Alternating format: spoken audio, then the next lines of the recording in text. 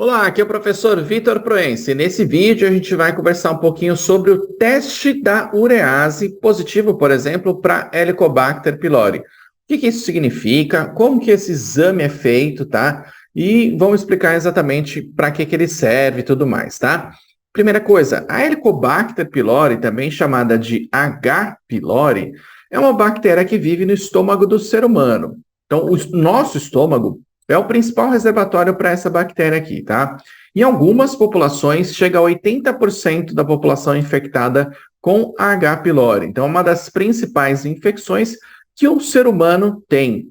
Essa bactéria, então, ela vivendo no estômago do ser humano, pode viver sem produzir sintomas para o ser humano, mas algumas pessoas acabam desenvolvendo, por exemplo, gastrite, esofagite, duodenite, úlcera e ainda câncer de estômago, linfoma, entre outras alterações, tá? Só para constar, né? Gastrite é a inflamação da mucosa do estômago, esofagite é a inflamação do esôfago, né? Da mucosa do esôfago, duodenite do duodeno, que é uma parte do intestino delgado, tá? Então, são partes diferentes do nosso trato gastrointestinal, principalmente no estômago. Está muito associada, então, a presença de H. pylori com gastrite e aí outros problemas mais graves ainda, como, por exemplo, o desenvolvimento de úlcera e aumento de incidência, então, de câncer de estômago, tudo bem?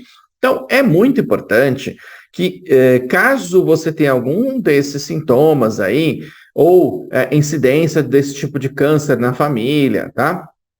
Ou ainda vive no local com baixas condições socioeconômicas, precárias condições de higiene, sem saneamento básico, tá? É importante que você faça exames, exame de fezes, exame, nesse caso específico aí, não necessariamente vai ser um exame de fezes, mas tem teste respiratório da ureia, tem o teste da urease, tem o tipo de endoscopia com coleta de amostra de biópsia, que a gente diz, para cultura, pesquisa de antígenos fecais para H. pylori e ainda teste sorológico para pesquisa de anticorpos contra H. pylori. Tem vários tipos de exames, né? Só para citar aqui alguns desses exames. Então, é muito importante que se faça essa busca aí e se investigue clínico-laboratorialmente. Isso, obviamente, quem vai conduzir essa investigação vai ser o médico. Então, se você tem algum sintoma, procure um médico, tá? Uma unidade básica de saúde, equipe de saúde da família, um serviço especializado, de repente, aí,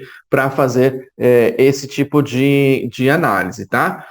O teste da urease, mais especificamente, que é o que a gente vai falar nesse vídeo, é um exame laboratorial que ele é feito basicamente para detectar a presença de uma enzima. Essa enzima se chama urease, tudo bem? É uma enzima que é produzida por algumas bactérias, não só a H. pylori, mas nesse caso é uma das principais que vive no estômago do ser humano. Então, quando você faz, por exemplo, uma coleta de uma amostra lá e testa para detectar a presença de urease, isso quer dizer que tem a presença de H. pylori no estômago, resumidamente. Então, teste da urease positivo, nesse caso especificamente, aí, quer dizer positivo para H. pylori, tá? A enzima, então, urease, ela é uma enzima produzida pela bactéria e ela tem uma função biológica, fisiológica aí para essa bactéria, que é basicamente degradar a ureia em amônia e bicarbonato, e isso faz com que diminua o pH daquele local, tá? Ou seja, vai ficar mais ácido. E isso favorece a proliferação dessa bactéria. Professor, mas como assim? O nosso estômago não deveria matar as bactérias? Ele mata um monte de bactéria, tá? Mas essa bactéria especificamente evoluiu para fazer essa função. Ela reduz o pH do estômago, deixa ele mais ácido, matando outras bactérias e ela conseguindo sobreviver. Tudo bem? Então é uma questão evolutiva, basicamente aí. Ela cria um ambiente propício para que ela mesma possa se desenvolver, para que a H. pylori possa se desenvolver. Então, esse teste da urease aí é um teste que ele é razoavelmente barato, rápido, tem grande especificidade, tá? Acima de 95%, e sensibilidade bastante alta também, de 93% a 97% para H. pylori especificamente, tudo bem? Como que é feito, então? coleta lá um fragmento, na verdade é mais de um fragmento, mas coleta fragmentos lá do estômago, de partes específicas do estômago, como o corpo, o antro, por exemplo, coloca num frasco que contém ureia, que vai ser o substrato para essa enzima da bactéria, tá? E também vermelho fenol, que é um indicador de pH. Então, o teste se baseia, resumidamente, na mudança de pH, tá? Quando muda o pH, pela ação da urease na ureia, vai alterar esse pH, tá? Então, a bactéria produz a enzima urease, como a gente já citou aqui, converte a ureia em CO2 e amônia, e isso vai fazer com que modifique o pH, mudando a cor da solução de amarelo para rosa, tudo bem? Esse teste, então, ele é positivo quando tem uma mudança de cor, que ela ocorre em até 24 horas, tá? Normalmente, no teste da urease, como já fez uma coleta lá de amostra, pode ser colocada uma amostra, por exemplo, direcionada para histopatologia ou citopatologia, anatomia patológica, depende do laboratório, né? Para fazer um estudo histológico, tudo bem? Microscópico, lá numa lâmina. Então, faz uma fatia, analisa lá as células do estômago para ver se não tem, por exemplo, uma metaplasia, uma displasia ou ainda uma neoplasia, tudo bem? Que são alterações aí que vão acontecer nas células do tecido do estômago, e aí o médico consegue entender, nesse caso aí o patologista especificamente, consegue entender que tipo de alteração que tem, ele faz um laudo, manda para o médico, e aí o médico consegue analisar esse laudo com a presença de outros exames, no caso da urease, por exemplo, positivo, e aí ele já tem o diagnóstico mais fechado, tá? Quando então dá um resultado positivo aí, a enzima está presente na amostra, e então H. pylori está presente no estômago, tudo bem?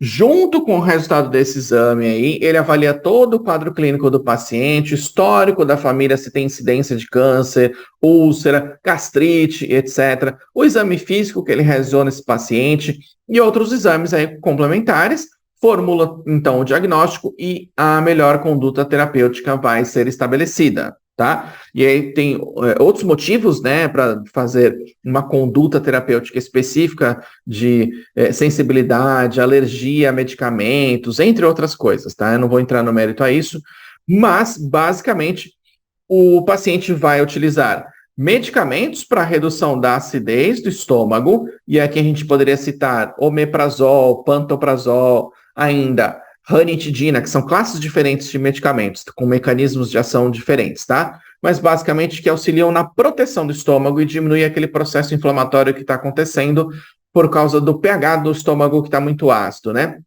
Então, esses medicamentos, ou antiácidos também, que possivelmente você até já tenha utilizado, além desses medicamentos, são utilizados antimicrobianos ou antibióticos, tá? Então, o tratamento, nesse caso, como é uma infecção por bactéria, ele é feito com o uso de antibióticos, tá? Claritromicina, amoxicilina, entre outros tipos de medicamentos, conforme a posologia adequada, né? De 12 em 12 horas, isso vai depender do medicamento, do protocolo que o médico estabelecer para você, mas é muito importante utilizar corretamente esse medicamento, tá? Principalmente quem? Os antibióticos. Por quê, professor? Porque assim você garante o quê? Eliminação da bactéria, e também não promove, né, ou diminui a chance de promover a resistência ou ainda uma reinfecção possa acontecer. A resistência antimicrobiana, que a gente diz, né, ou ainda que possa acontecer uma reinfecção. Lembrando o seguinte, as bactérias, já quando elas vão se dividindo, elas vão desenvolvendo artefatos para se defender também dos medicamentos. E aí pode surgir uma linhagem de bactérias que é resistente a vários tipos de antibióticos, tá? Quanto mais antibiótico você usa, mais bactéria resistente você seleciona. Então, se você usar inadequadamente, indiscriminadamente, não seguindo o tempo adequado, o tipo de medicamento adequado e tudo mais que é prescrito pelo médico, as chances são que possivelmente você vai desenvolver resistência bacteriana. E aí você tem que utilizar cada vez medicamentos mais caros, outros medicamentos ainda que são mais novos, que não tem muito surgindo no mercado, mas você vai ter que fazer um teste de sensibilidade antimicrobiana, e aí a história vai mudar um pouquinho, mas é importante que siga adequadamente o tratamento, tá bom? Se você gostou desse conteúdo, clica em curtir. Claro, já deixa seu comentário aqui para a gente entender se você está gostando desse tipo de vídeo aqui. E também se inscreve no canal, clica lá no sininho, ativa todas as notificações para que você possa receber os próximos vídeos. Tem outros vídeos sobre esse assunto aqui que vão complementar o seu conhecimento, tá bom? Meu nome é Vitor Proença. Muito obrigado por você me ouvir até agora. Um grande abraço e até o próximo vídeo.